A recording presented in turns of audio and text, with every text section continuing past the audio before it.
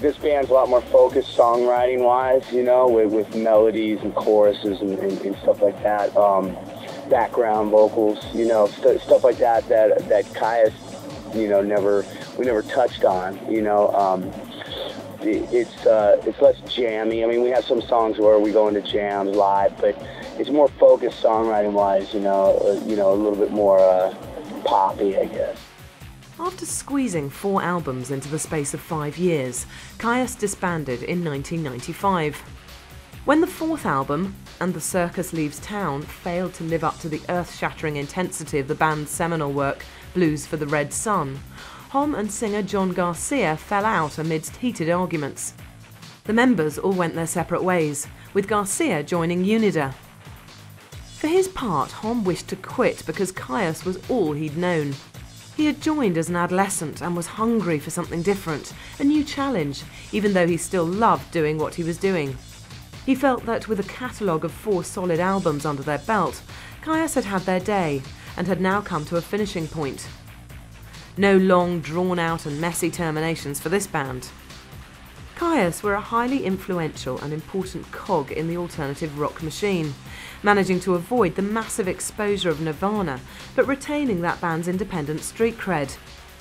The group maintained that they were mostly played for critical respect and were unconcerned with fame.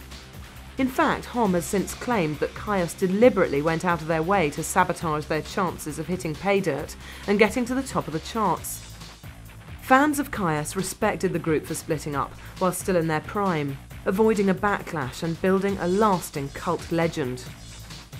It would have been easy to churn out one last record and put a more commercial slant on their sound. But Homme was having none of that.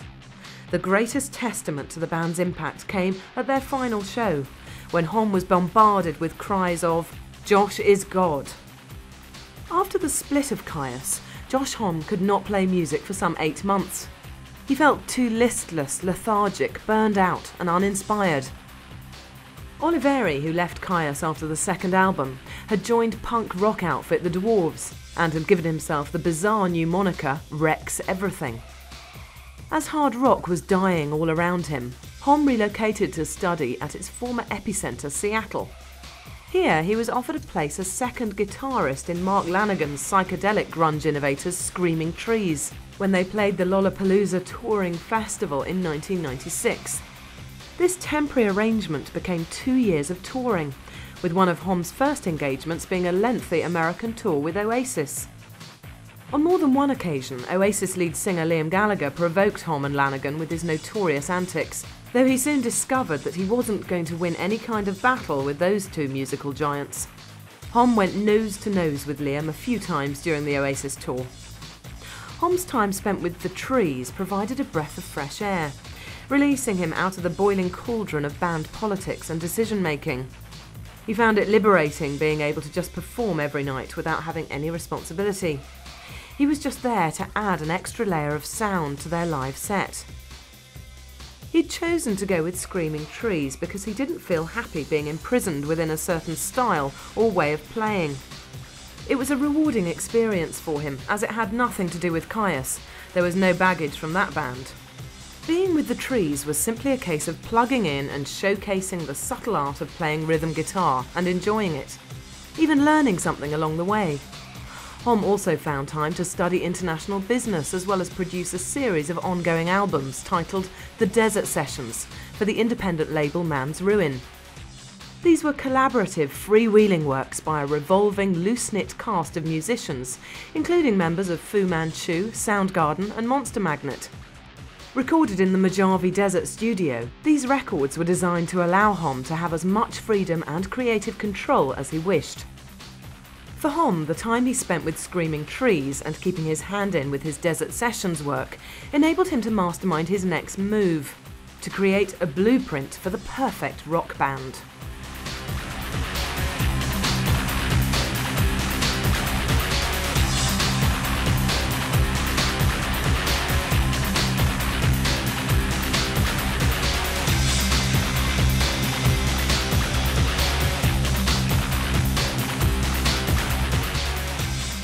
I've been kicked out of the Dwarves, rehired and quit and rejoined, and and now there's no obligation at all. It's just a thing I do for fun. I don't have to tour with them or anything. This is Queens of the Stone Age, the band that I do seriously. By now, Josh Homme was itching to record some new material of his own, and so began working with various respected musicians from the celebrated mid-90s Seattle scene, including the Trees' Van Connor, Soundgarden's Matt Cameron, and Mike Johnson from Dinosaur Jr. They issued a series of 7-inch singles under the name Gamma Ray.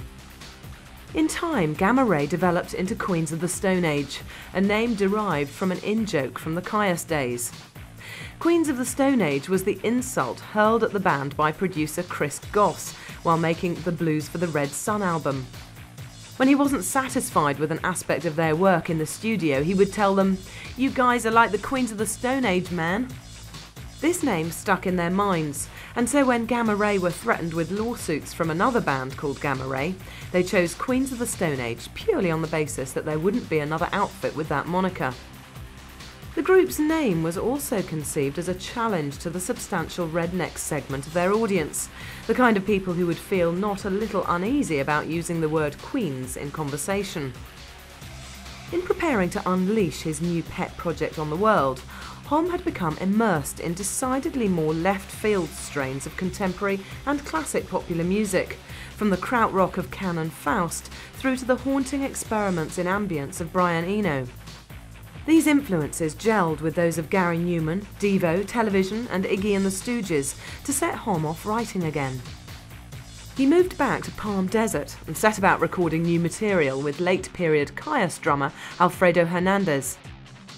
Homme had no fixed vision of what the band would sound like, but he was keen to distance it from Kyuss. Meanwhile, the irrepressible Nick Oliveri was being kicked out of shock rockers The Dwarves, allegedly for being too rock and roll. This coming from a band that delighted in bizarre on-stage sex acts and band members slashing themselves with razors was certainly something. Significantly for Queens of the Stone Age, Oliveri had developed a proclivity for performing completely naked, something that he continues to do to this day.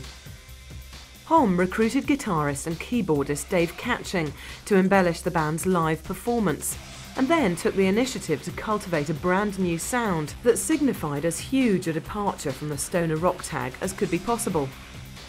Queens of the Stone Age made a stab at starting a new legend in the annals of rock music. This was not Kyuss Mark II.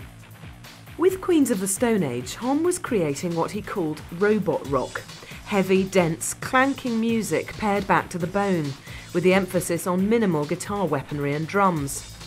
The hypnotic, trance-inducing repetition of krautrock would serve as a template for the kind of sound in Homme's head. In tipping their hats more to Can than Black Sabbath and the usual suspects, Queens of the Stone Age were laying down a challenge for their contemporaries. Were they content to recycle the same tired, rehashed formula, or were they going to join them in the next century? When Homme had put down the tracks that would comprise Queens of the Stone Age's debut album, he called his old friend Nick Oliveri to see if he wanted to join. It didn't take him long to sign up. But now the biggest challenge was to convince the rest of the world that here were the greatest band since Nirvana.